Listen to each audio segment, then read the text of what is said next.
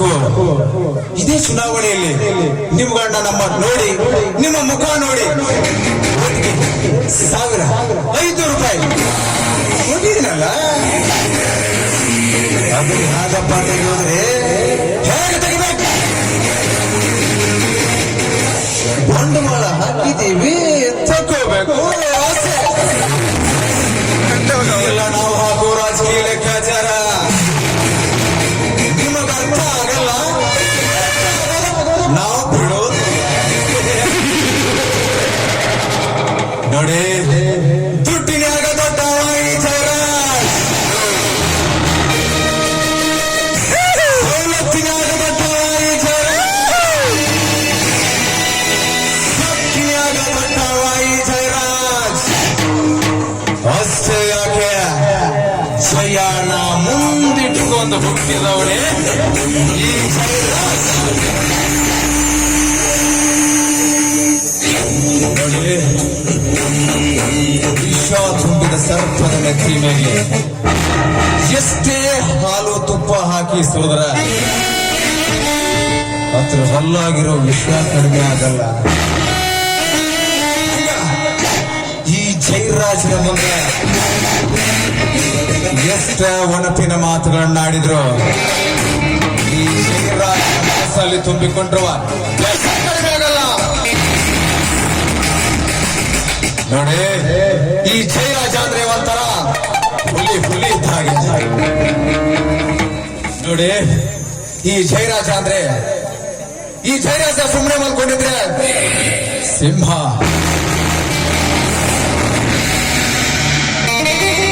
ನೋಡಿ, ಈ ಬಿರುಗಾಳಿ ಸುಂಟರಗಾಳಿ ಅವಾಗ ಬಂದು ಹೋಗ್ತವೆ, ಆದ್ರೆ ಸುನಾಮಿ ಒಮ್ಮೆ ಬಂದು ಹೋಗುತ್ತೆ. ಆದ್ರೂ ಹವಾ ಕೊಳಕು ನನ್ನ ಹವಾ ಯಾವಾಗಿದ್ರು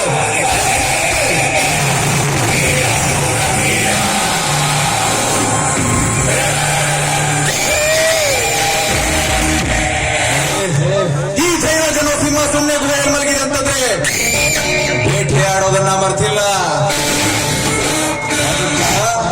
ಹಸಿವಾಗಿಲ್ಲ ಅಂತ ಅರ್ಥ. ಒಮ್ಮೆ ಹಸಿವಾಗಿ ಪಂಚ ಬೇಸಿದ್ರ ಅವನು ಬ್ಯಾಗ್ ಯಾವುದೇ ಇರಲಿ, 2ಕ್ಕೆ 3ಕ್ಕೆ ಕೆಳಗೆ ಬೆಳ್ಳ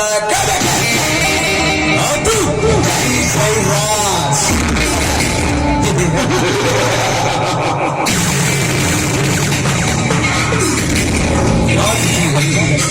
ನಾನೊಬ್ಬನೇ ರಾಜಕೀಯ ರಕ್ತ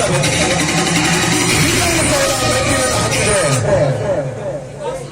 ತನ್ನ ಗೆಳೆಯನಿಂದ ನನ್ನ ಮಂತ್ರಿಯ ಪಟ್ಟವನ್ನ ದೂರ ತಳಿದ್ದಲ್ಲ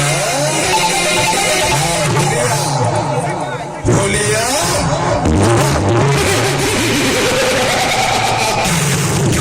ನೆಲಕ್ಕಾಗಿ ಛಲಗೈದು ನೀ ನನ್ನ ಮೇಲೆ ಮಾಡಿದ ರಾಜಕೀಯ ಸೇಡಿನ ಜ್ವಾಲೆನೊಂದಬೇಕಾದ್ರೆ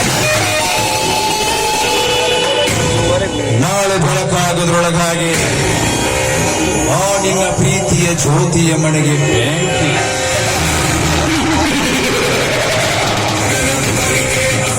ಬೆಂಕಿ ಹಚ್ಚಿ ಅದೇ ಬೆಂಕಿಯಲ್ಲಿ ಅವಳ ಆಸ್ತಿಯನ್ನು ಕತ್ತೊಯ್ಯುತ್ತಿರುವ ನಿಮ್ಮಿಬ್ಬರ ಅಣ್ಣ ತಮ್ಮಂದ್ರನ್ನ ಹೊತ್ತು ಹಾಕಿ ಅಗಲಿ ಸಿಡಿದು ಹೋಗಿರುವ ಆ ರಾಜನನ್ನು ನನ್ನ ಗುಂಡೇಟಿಗೆ ಗುರಿ ಮಾಡಿ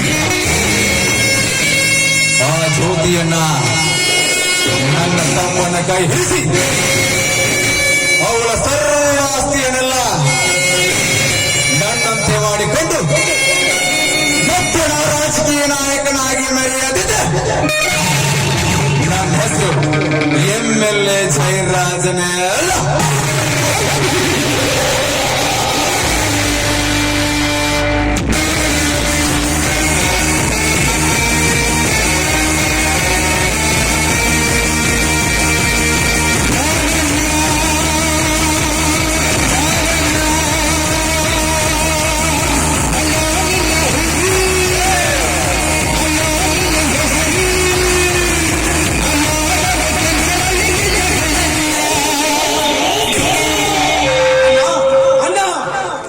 ಅಣ್ಣನ ವಿಷಯ ಆಮೇಲೆ ಕೆಲಸ ಏನಾಯ್ತು?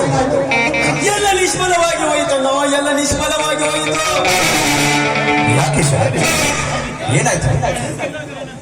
ನಮ್ಮ ಪ್ರತಿಯೊಂದು ಕಾರ್ಯಕ್ಕೂ ಅತಿಯಾಗಿ ಬಂದ ಆ ಹುಲಿಯ ಅವನ ರಕ್ಷಣೆಗೆ ಬಂದು ನನಗೆ ಎದುರಾಗಿ ಬಿಟ್ಟನು. ನಾವು ನನಗೆ ಎದುರಾಗಿ ಬಿಟ್ಟನು. ನನ್ನ ರಾಜಕೀಯ ಕಾರ್ಯವನ್ನು ಆರಂಭಿಸಿದ ಹುಲಿಯ ಇದು ನಿನ್ನ ಕಾರ್ಯಕ್ಕೂ ಅಡ್ಡಿಯಾಗಿ ಬಂದರೆ ಶರತ್, ಆ ಹುಲಿಯ ನನ್ನ ಒಳ್ಳೆ ನಿನ್ನ ಬಂದೂಕಿನಿಂದ ಗುಂಡಿಟ್ಟು ಕೊಂದು ಬರಬೇಕಾಗಿತ್ತು.